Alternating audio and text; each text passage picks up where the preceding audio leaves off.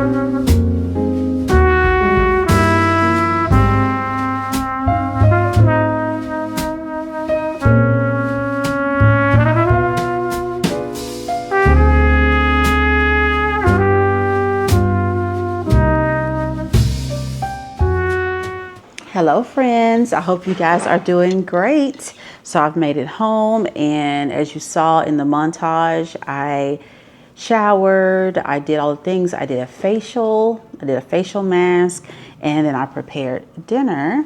And so now I'm just sitting here enjoying it in my favorite place in the entire house, my recliner. So I'm just looking through the television, and I noticed an ad for it said The Quiet Place. Now, I love The Quiet Place franchise, the movie franchise. And I was looking at it, and I was telling my husband, because he's in the kitchen, I was like, is that the video game for The Quiet Place? And because it looked so real. And so I've clicked on it, And I told him, I said, you gonna buy it for me? Because I kind of want to play it.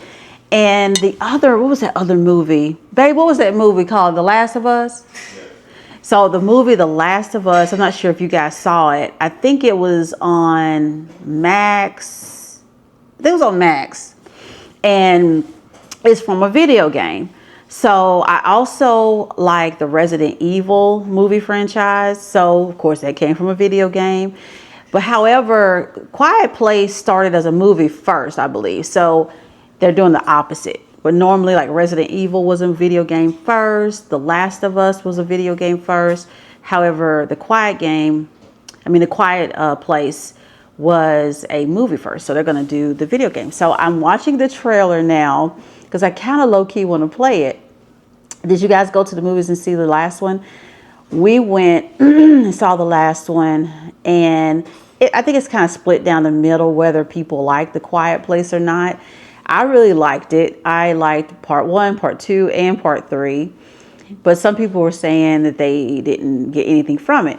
But I really felt like the last movie with the black actress, I always forget her name, but she did such a phenomenal job with her facial acting. So all her facial expressions were just point on. And because you can't really talk with these creatures running around, they hear everything. And so her facial expressions were so chef's kiss. So she did a great job. So I'm looking at this video game and I'm like, I think I want to play it. But I'm gonna run the trailer, a bit of it, and let you guys see it.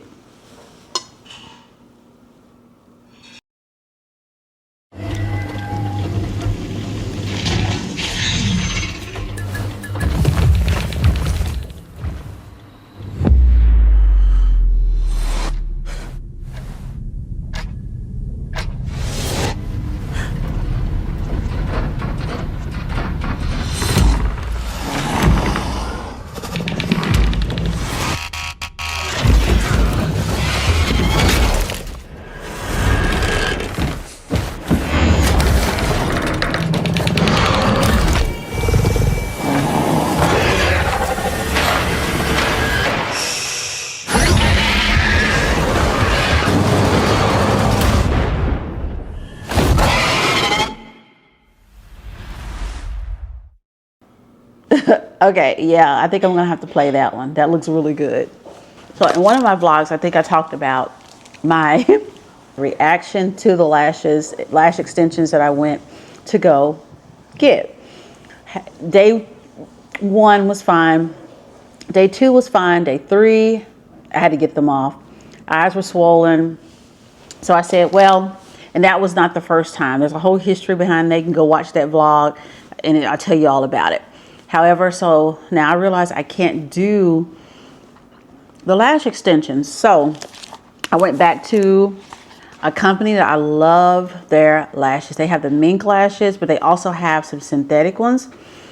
But when I was on their website, I noticed that they had launched a new lash that's a no glue body heat activated lash. So I ordered those and I've been wearing those this entire week. I put them on, I tried them out first. We went to a birthday dinner on Sunday and I put them on and I was impressed. However, I did kind of mess up because I put my foundation on first and then I put them on and I knew better. When I put the foundation on, I said, I should have put the lashes on first because you really need a clean surface to stick them to in order for the heat activation of the glue to do its thing. So anywho, the next day I wore them to work and perfect. These are so good. I mean, I'm really impressed. There's no glue. You just put them on. Your body heat actually activates the glue even more, but they're still easy to come off. You saw it during the montage when I was taking them off to do my facial and all that stuff, how they were on snug. But however, you just you pull a little bit and it peels right off. And then you clean them with a oil-free cleaner after every so many uses, and then just put them back on the little, it's like a little cassette that they sit on here, and you just put them there to store them, and then you pop them back on the next day. And how I put them on is I put a little bit of mascara on, my lashes, and you can curl your lashes too. I just forgot to do that this morning, but you can curl your lashes, put some mascara on. That way the adhesive is sticking to your skin, but then that way the mascara will kind of stick to the lash, if that makes sense. And after I put them on, I actually take tweezers and kind of squeeze together to make contact. So I am very impressed. Love these.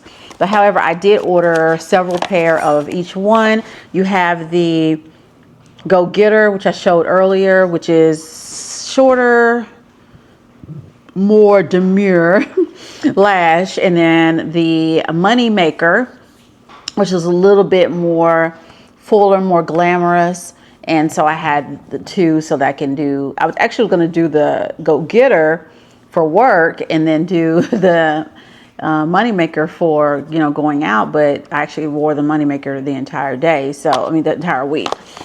And then I also had ordered my traditional lashes, which I love their Miami Lash. Their Miami Lash was always my go-to when I would order from this company back in the day. Now we're going back to it because we can't do the extensions. And then I also ordered the Miami Light. So the light is what I would wear just for casual, and then the Miami would be for full face makeup, whatever.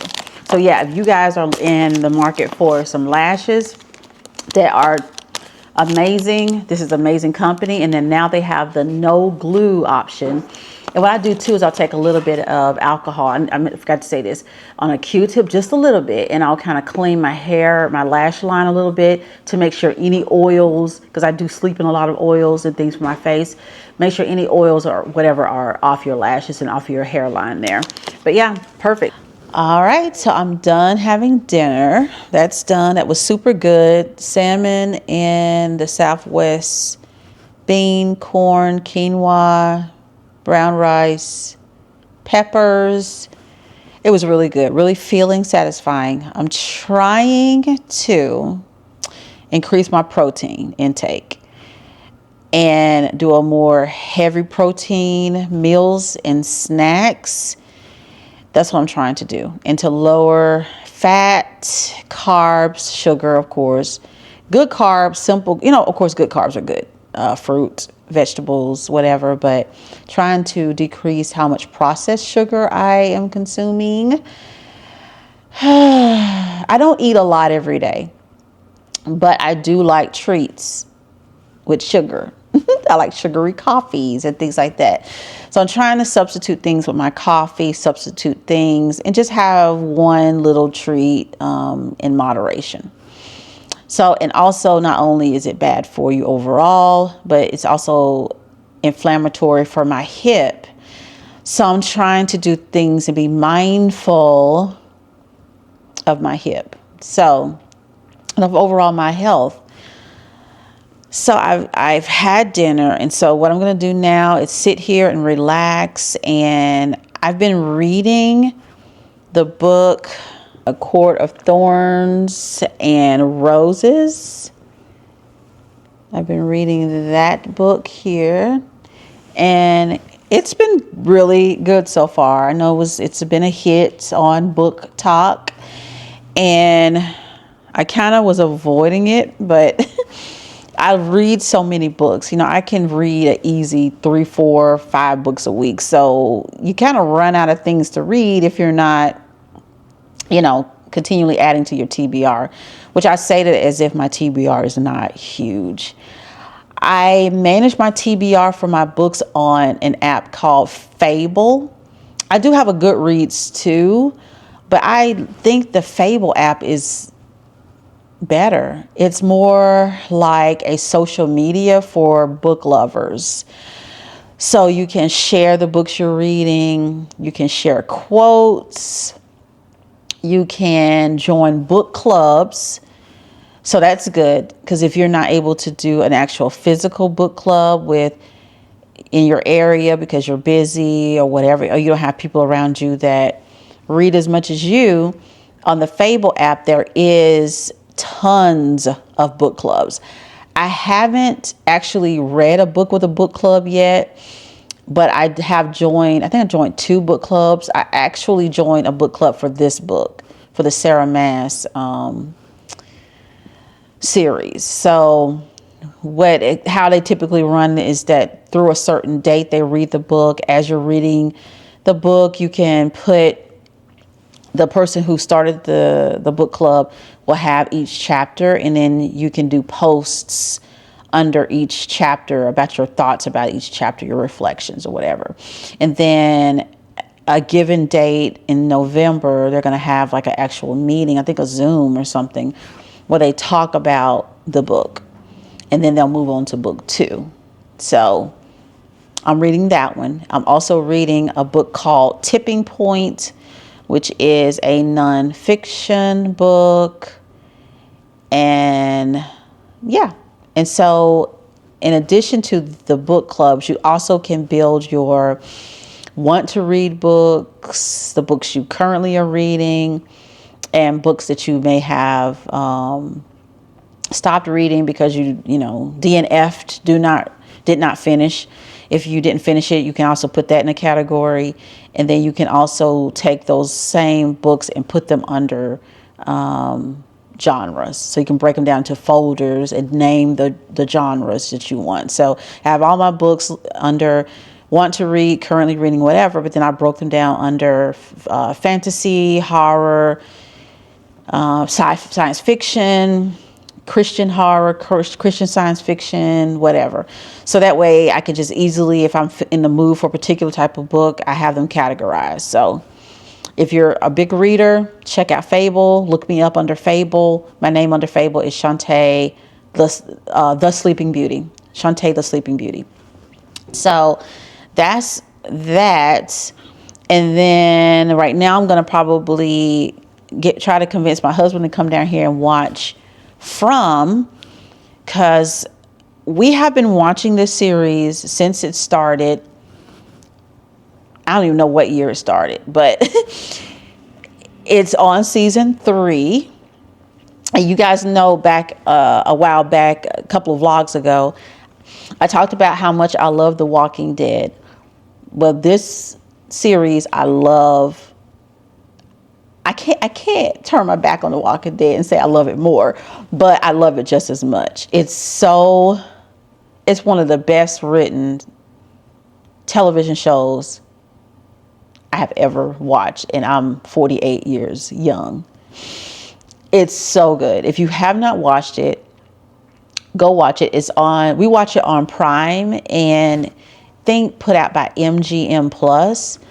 And it's from the makers of Lost. So if you need a show to binge watch, go binge watch it. If you're into slow burn, mysterious happenings, creepy happenings, and don't come in here telling me you don't like scary stuff and you come back to the vlog and say, I scared you by you watching it. Don't do that to me, okay? If you don't like creepy stuff, don't watch it. But I'm not really the one to gauge how scary stuff is, because I love scary movies. But if I had to gauge it, I would have to say, my daughter's on FaceTime. If you had to say how scary From is, because she's the one that always accuses me of saying, oh, that movie's not that bad. And then she watches it and she says, it was scary, it was horrible. So if you had to gauge from 1 to, what did we say, 5 maybe? How scary From is, how scary you think it is? I don't know, 4? A 4. Oh, that's pretty high. Okay. You just don't Wait, know. you said 1 to 10? No, I don't know. So, okay, 1 to 10, out of a scale from 1 to 10, how scary is it? 4. 4. Okay, so there you go. She says a 4. Everyone in this town has been exactly where you are right now. There are things you need to know about where you are. This is gonna be the worst night of your life. Do you believe in monsters?